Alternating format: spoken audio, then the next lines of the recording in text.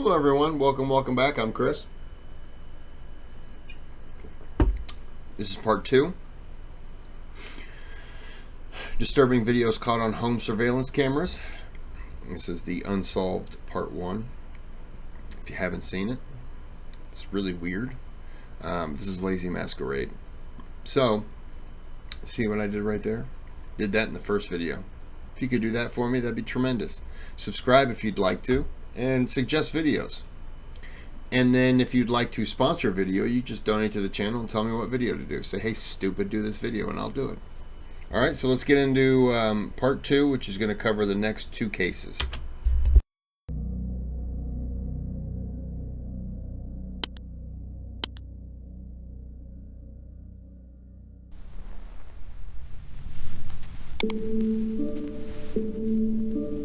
This was Christina Yuna Lee, a 35-year-old Korean-American, originally from New Jersey.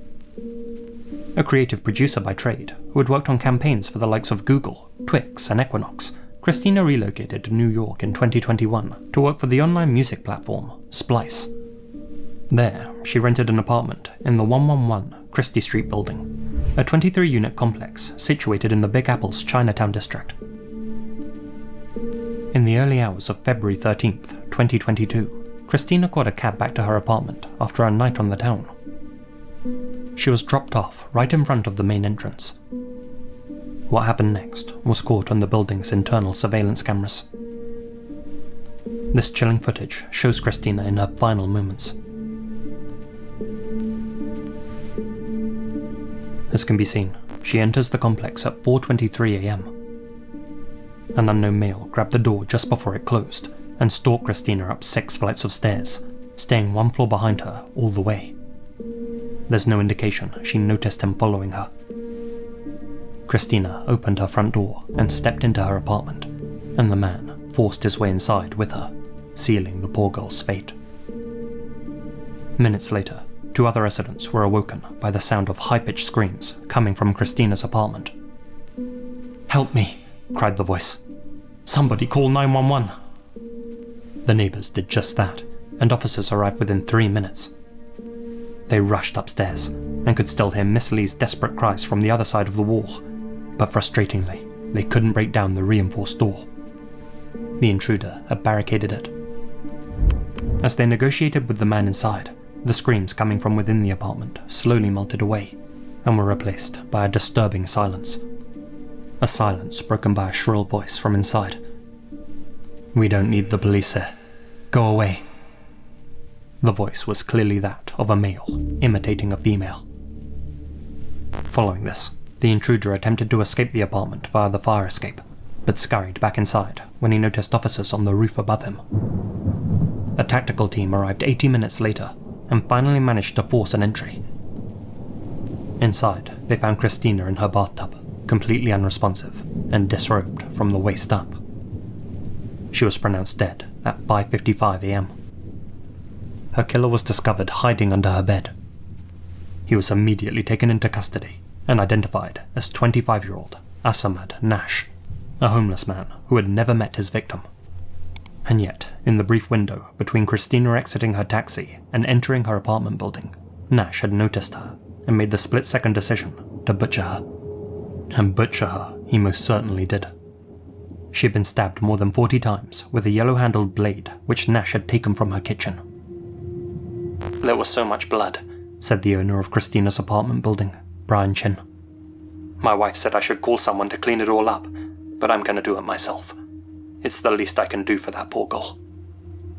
Brian knew Christina well. They had both been undergraduates at Rutgers and would often talk about their university days together. He described her as a wonderful human being whose smile lit up the room. In honor of her memory, he set up a modest altar outside her apartment door, an orange set up on a metal stool. A memorial made of candles and flowers was also set up outside the building, one which was vandalized several times by, frankly, sick weirdos. The perpetrator, Nash, was a so-called transit swiper who let people through the subway turnstiles for a fee. A career criminal, he'd been arrested at least 7 times since 2015 and was out on supervised release for 3 open cases when he took Christina's life. including for an unprovoked assault. He's also said to have an extensive record in New Jersey and had admitted to selling and using dust and K2, synthetic substances known to cause unpredictable behavior. He was under their influence when he first saw Christina. At the station, Nash denied taking Christina's life and claimed he was trying to help her. He believed that since he was only caught on camera following his victim, he couldn't actually be charged with her death. "She called me," Nash told them. "She was having a party, and she invited me over for a drink." During his interview, he repeatedly yawned and laughed, making light of the situation. Since then, Nash has pled guilty to ending Miss Lee's life. His sentencing is scheduled for the 30th of this month, and according to the DA's office, he's expected to receive 30 years to life. Christina did nothing wrong. Let's cut out the 30 years part and just go with life. Or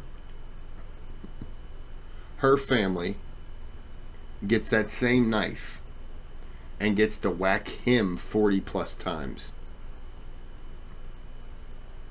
And whatever happens, happens. If he lives, then he gets life in jail.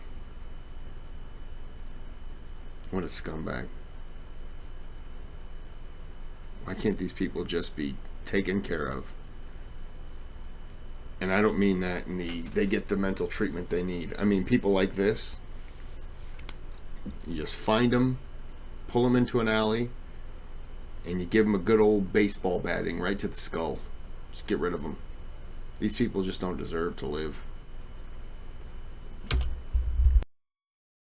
Said the president of the CCB Association, Justin Yu. The only mistake she made was to move to New York City. Our city allowed her life to be taken away. Crime has no consequence here. Unfortunately, incidents like this are far from unheard of.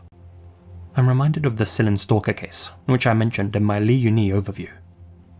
The potential victim was extremely fortunate. Her door automatically locked just before an opportunistic stranger could force his way inside. Sadly, Christina wasn't so lucky. So, to all of my audience, please stay vigilant when moving through transitional spaces, even in the perceived safety of your own apartment buildings.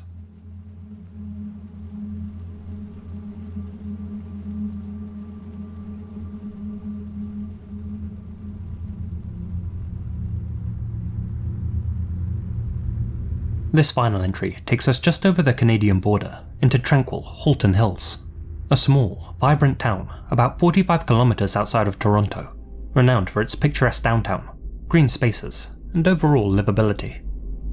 With plenty of art galleries, some of the best regional shops and restaurants in the country, and an extremely low crime rate, the primary population centre of Georgetown is a magnet for wealthier folks looking for a peaceful life away from the bustle of the big city.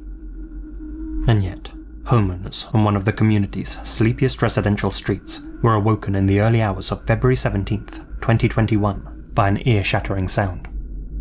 An explosion that occurred at 76 Hidden Lake Trail. Firefighters arrived to fight the blaze, and while doing so, they made a grim discovery. In the garage were the smouldering remains of the homeowners, 56-year-old Christina Rerak and 59-year-old Andrzej Rerak. A well-liked, hard-working couple. Christina was the vice president of operations at Road Transportation, and Andrzej was a manager at the Boiler Inspection and Insurance Company of Canada. They had both been making retirement plans and were preparing for the next chapter of their lives together.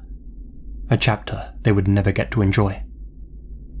While inspecting the charred ruins of the home, the Ontario Fire Marshal quickly realized that the explosion hadn't occurred accidentally as everyone assumed. Someone had intentionally set the house ablaze. Prompted by the OFM's findings, the coroner conducted their own investigation and determined that Christina and Andrzej had both been killed before the fire began. On February 19th, Halton Regional Police's homicide squad took over the case, and shortly thereafter released images of a vehicle of interest, one seen fleeing the scene in the early hours. The authorities also appealed to local residents, asking them to come forward with any dashcam or surveillance footage captured along Hidden Lake Trail. The homeowners opposite the Reraks just so happened to have a security camera on the front of their property, and when they heard about that appeal, they decided to examine the footage. In the video, which was captured the evening before the fire, Christina is seen pulling into a garage at 6:24 p.m.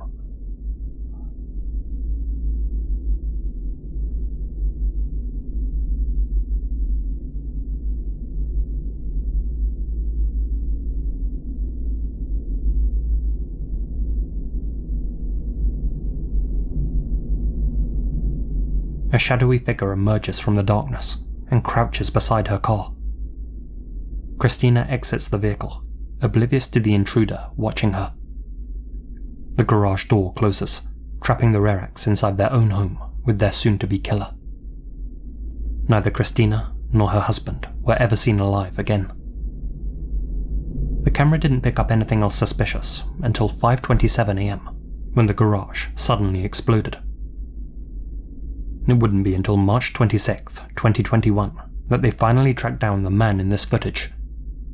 27-year-old Harrison Brown, a man with no prior record. How the hell do you get a person from that? And yet on the first case from the last video, from part 1,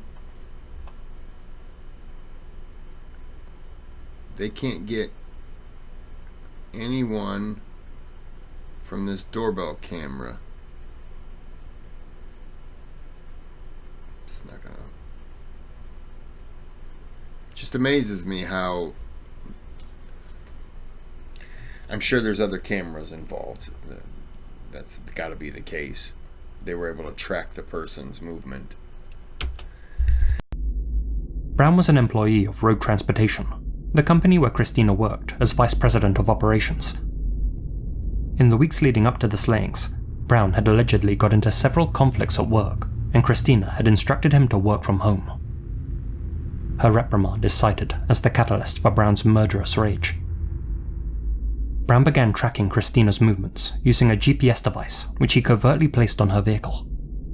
As such, he knew exactly when she'd arrive at her 76 Hidden Lake Trail home on February 16th.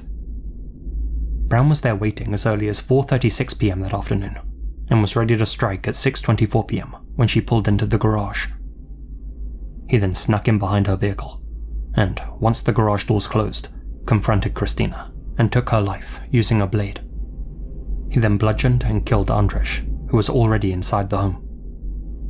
Brown remained at the residence until 9:04 p.m. He then returned to his vehicle, which was parked a few streets away, and drove to his Mississauga home. Brown would return to the Rerak home in the early hours and cause an explosion.